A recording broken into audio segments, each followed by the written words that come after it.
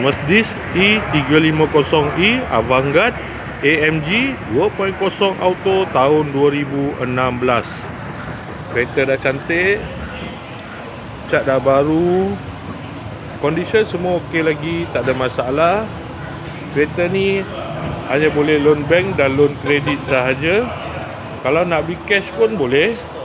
Kalau berminat boleh datang kedai, tengok kereta, boleh test drive. Kereta ni accident free, boleh jalan jauh, tak ada masalah.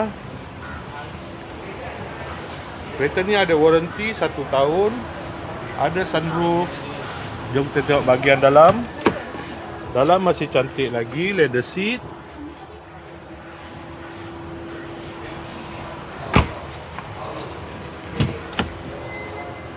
Kereta ni ada pedal shift, guna push start button, aircon semua okey lagi. Aircon sejuk.